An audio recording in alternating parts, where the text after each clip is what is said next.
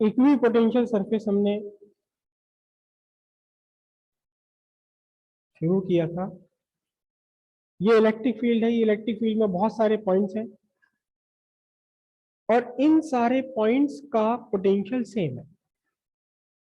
अच्छा, इसमें इस इक्वी पोटेंशियल सरफेस को हम ये भी समझ सकते हैं, ऐसे भी समझ सकते हैं कि आप एक टेस्ट चार्ज को लाए, पॉइंट ए तक लाए, कहां से? इन्फिनिटी से। आपको वर्क करना पड़ा W1, बल्कि मैं इसे लिखूं WA। फिर उसी टेस्ट चार्ज को आप वापस बाहर ले गए इन्फिनिटी से, फिर लेकर आए, कहां तक लेकर आए? आप लेकर आए पॉइंट बी तक, आपको वर्क करना पड़ा WB। फिर उसी टेस्ट चार्ज को आप वापस इन्फिनिटी पर ले गए, फिर वहां से लेकर आए सी पॉइंट तक, आपको करना पड़ा वर्क डन WC। और अगर ये सारे वर्क आपके इक्वल है, WA, WB, WC, ये सारे अगर वर्क डन आपके इक्वल है,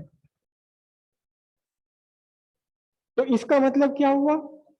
work done per unit charge, work done per unit charge भी क्या होंगे?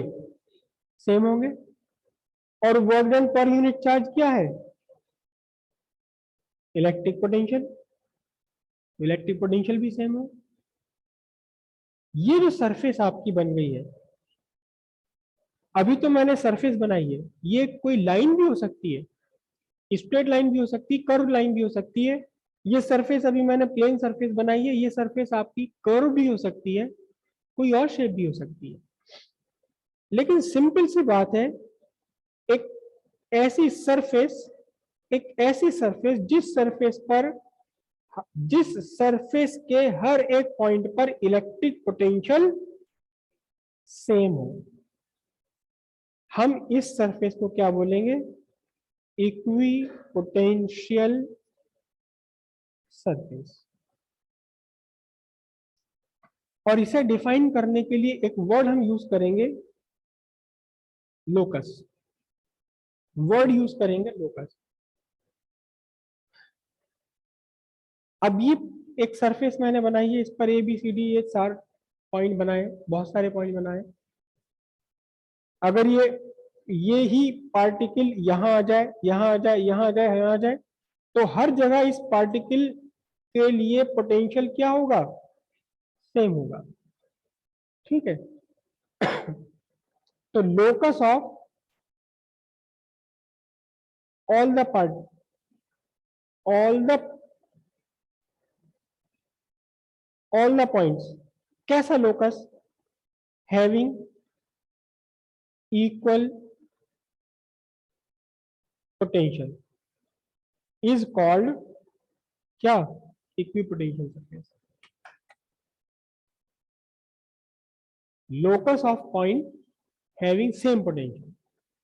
कहीं भी अगर किसी भी जगह पर आपको पता लगे कि यहां आपका 10 वोल्ट पोटेंशियल है, यहां भी 10 वोल्ट पोटेंशियल है, यहां भी 10 वोल्ट पोटेंशियल है, यहां भी 10 वोल्ट पोटेंशियल है, यहां भी 10 वोल्ट पोटेंशियल है, तो इनको मिलाने वाली लाइन या सरफेस, चाहे वो आड़ा तिरछा कैसा भी चले, बस क्या होना चाहिए? इसके हर एक पॉइंट पर पोटेंशियल क्या हो? सेम हो। चाहे वो 10 वोल्ट है, चाहे 100 वोल्ट है, चाहे 2 वोल्ट है। ये पॉइंट, ये अगर एक लाइन की फॉर्म में है तो equi potential line. Locus of A point having potential 10 volt, ये उस पॉइंट का लोकस हो गया जिसका पोटेंशियल हमेशा 10 वोल्ट है। और अगर ये 2 डायमेंशनली है, 3 डायमेंशनली भी हो सकता है, 2 डायमेंशनली भी हो सकता है, तो फिर हो जाएगा क्या? ये इक्वी पोटेंशियल। अगर 2 या 3 डायमेंशनल है तो सरफेस हो जाएगी, ये सरफेस, वॉल्यूम नहीं, सरफेस हो जाएगी। 3 डायमेंशनली भी सरफेस ही होगी। ठीक है, हेडिंग वाली लिखते हैं, the locus of all the points is called potential surface. अब एग्जाम में कई बार क्वेश्चन आ चुका है इक्वी पोटेंशियल सरफेस बनाने के लिए, इक्वी पोटेंशियल सरफेस ड्रॉ करने के लिए चार्ज कॉन्फ़िगरेशन आपको दे दिया जाता है। चार्ज कॉन्फ़िगरेशन आपको दे दिया गया, और फिर आपसे कहा गया कि इस चार्ज कॉन्फ़िगरेशन के लिए इक्विपोटेंशियल सरफेस ड्रॉ कीजिए। तो सबसे पहले सबसे आसान काम, equipotential surface due to a point charge, इसकी शेप कैसी होती है?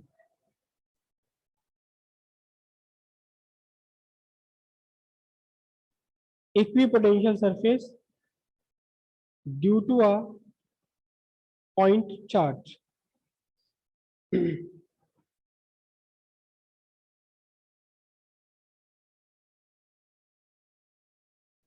एक पॉइंट चार्ज है ये, प्लस क्यू। अब यहां से एक सर्टेन डिस्टेंस r पर आपने एक पॉइंट लिया है P1।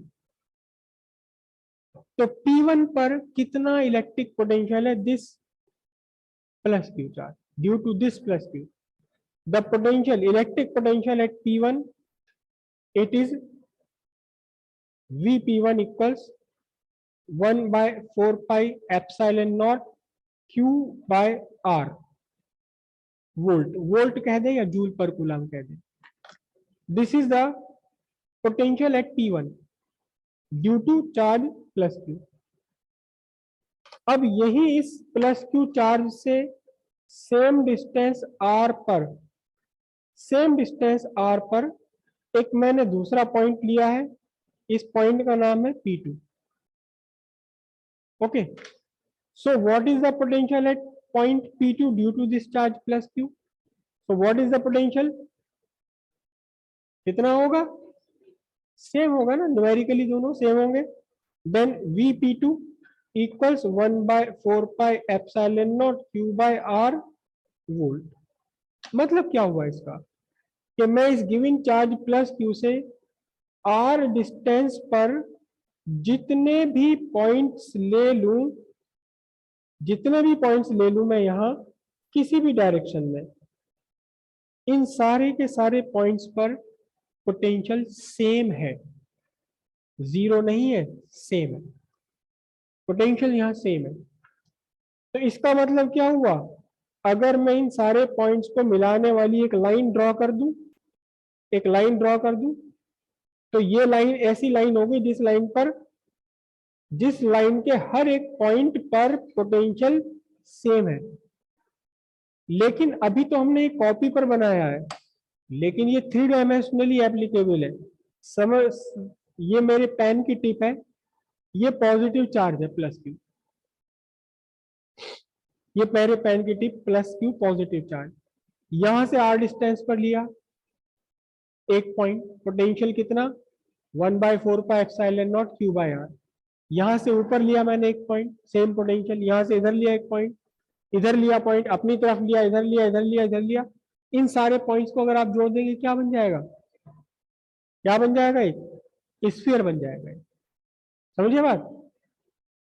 तो किसी पॉइंट चार्ज के चारों तरफ एक स्फीयर है, स्फेरिकल सरफेस बन गई। उस स्फेरिकल सरफेस पर हर जगह पोटेंशियल सेम होगा। शर्त क्या है कि जिस स्फेरिकल सरफेस को आप इक्विपोटेंशियल सरफेस कह रहे हैं, आपका गिवन चार्ज के सेंटर पर होना चाहिए, सेंटर पर होना चाहिए। इस पॉइंट चार्ज प्लस क्यू को सेंटर लेकर, आर डिस्टेंस लेकर, आर रेडियस लेकर आपने एक स्फेरिकल स्ट्रक्चर बना लिया। बस ये पूरा स्फीयर क्या है? ये पूरा का पूरा स्फीयर इक्विपोटेंशियल सरफेस है। ये पॉइंट चार्ज है, इसका एक इक्विपोटेंशियल सरफेस इसके चारों तरफ है। कितने इक्विपोटेंशियल सरफेसेस हो सकते हैं? किसी भी गिवन चार्ज कॉन्फ़िगरेशन से आप कितने इक्विपोटेंशियल सरफेसेस फाइंड कर सकते हो? ये पॉइंट चार्ज है, इसे आपने सेंटर लिया, 10 सेंटीमीटर रेडियस का एक स्फीयर आपने ड्रॉ कर दिया। तो वो पूरा स्फीयर कैसा है? Equipotential surface. आपने 12 सेंटीमीटर ले लिया डिस्टेंस, रेडियस, फिर एक स्फीयर ड्रॉ कर दिया। तो what ever be the potential, जो भी होगा वो इसी स्फीयर पर भी सेम होगा। तो किसी भी चार्ज कॉन्फ़िगरेशन के लिए आप कितने इक्विपोटेंशियल सरफेसेस बना सकते हैं? इनफाइनाइट। थोड़ा सा डिस्टेंस बदल दीजिए, एक और नया इक्विपोटेंशियल सरफेस आ गया, फिर डिस्टेंस बदल दीजिए, इक्विपोटेंशियल सरफेस के लिए सिर्फ और सिर्फ एक कंडीशन सेटिस्फाई होनी चाहिए, क्या? कि उस सरफेस के हर पॉइंट पर इलेक्ट्रिक पोटेंशियल सेम हो, इलेक्ट्रिक पोटेंशियल इक्वल हो। क्या हो? इक्वल। यहां तक की बात थोड़ी समझ आई। अब एक इक्विपोटेंशियल सरफेस है, एक ही पॉइंट चार्ज है, पॉइंट चार्ज प्लस क्यू। इससे आर डिस्टेंस पर, आर रेडियस का एक स्फीयर मैंने ड्रॉ कर लिया, एक स्फीयर ड्रॉ कर लिया। ये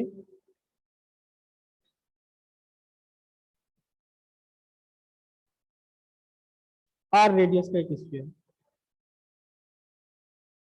इस स्फीयर पर एक पॉइंट लिया है मैंने ए, इस स्फीयर पर ये मैंने एक पॉइंट लिया है बी। और क्या कह रहा हूं मैं कह रहा हूं कि ये जो सरफेस है, it is equipotential surface, it is equipotential surface. ठीक है। अब मैंने एक चार्ज लिया, वो टेस्ट चार्ज भी हो सकता है, कुछ और भी हो सकता है। मैंने चार्ज लिया Q1, not necessarily negative, positive और test charge Q0, it is any amount of charge. मैं इसको पॉइंट ए से उठा करके पॉइंट बी तक लेकर गया पाथ नंबर 1 के थ्रू। फिर मैं अगली बार इसे फिर वापस लेकर गया पाथ नंबर 2 के थ्रू। फिर तीसरी बार मैं इसे एक बार और लेकर गया पाथ नंबर 3 के थ्रू। 3 बार मुझे ए से बी तक ले जाने में वर्क करना पड़ा, W1, W2, W3। कितने हैं ये W1, W2, W3? कितने कितने हैं ये?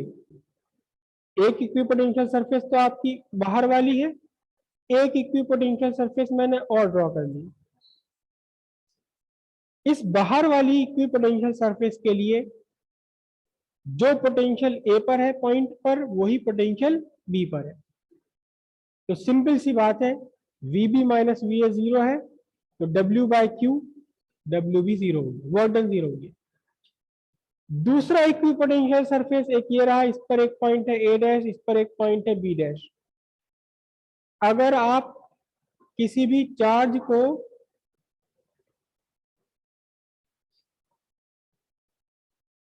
तो एक इक्विपोटेंशियल सरफेस और है A dash B dash, same equipotential surface पर है। अगर A डैश से B डैश तक मैं अलग अलग रास्तों से लेकर आऊं किसी भी चार्ज बॉडी को, तो भी वर्क कितना करना पड़ेगा? 0। लेकिन बहुत ध्यान से समझना, अगर आप A से A डैश पर लेकर जाएंगे तो वर्क डन 0 नहीं है, क्योंकि A का पोटेंशियल और A डैश का पोटेंशियल सेम नहीं है। सेम इक्विपोटेंशियल सरफेस पर अगर 2 पॉइंट है, इन 2 पॉइंट्स के बीच में आप किसी भी चार्ज को मूव कर दीजिए, डिस्प्लेस कर दीजिए, वर्क डन 0। लेकिन अगर आपके फाइनल और initial point different equipotential surfaces पर है, तब ये वर्क डन 0 नहीं आएगा, तब ये वर्क डन 0 नहीं आएगा। ओके, हेडिंग डालिए अब आप, properties of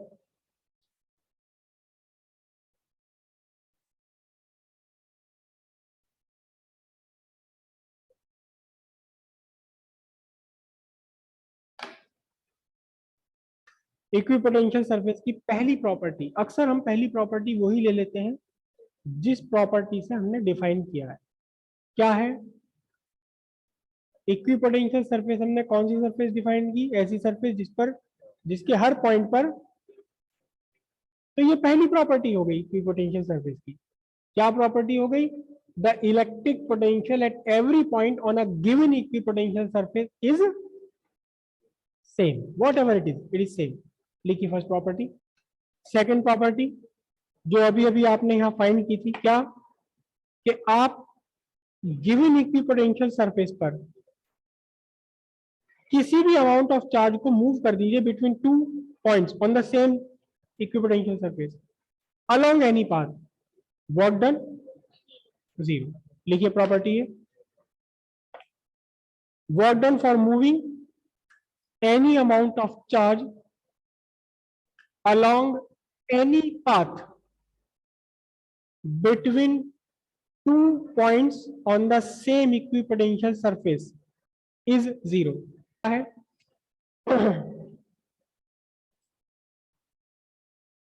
for 2 points on a given equipotential surface, given equipotential surface कह दें या on the same equipotential surface कह दें, एक ही बात है। dv equals 0। क्यों है dv equals 0? This is the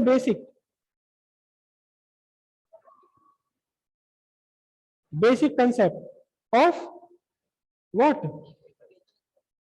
equipotential surface. हालांकि इन चीजों को हम मेंशन नहीं किया करते। dw क्या है बताइए? dw है dv by Q not, sorry उल्टा लिख दिया मैंने, dv equals dw by Q not.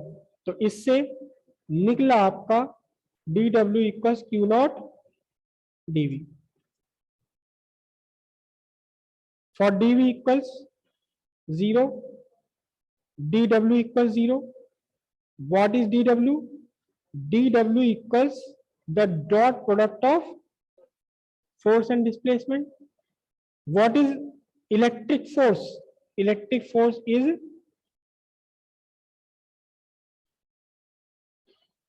For dw equal 0 क्या कंडीशन बनी आपके लिए? q e dot dx equals 0। Hence e dx equal 0। क्यों? क्योंकि q नॉट 0 नहीं हो सकता, छोटा है लेकिन 0 नहीं है चार्ज ये। और यहां से हम सीधे सीधे कह सकते हैं, क्या कह सकते हैं? e vector is perpendicular to what? The dot product of two vectors is 0, means the two vectors are perpendicular to each other. Since dx lie on where? Equipotential surface. Hence, equipotential surface is perpendicular to E vector.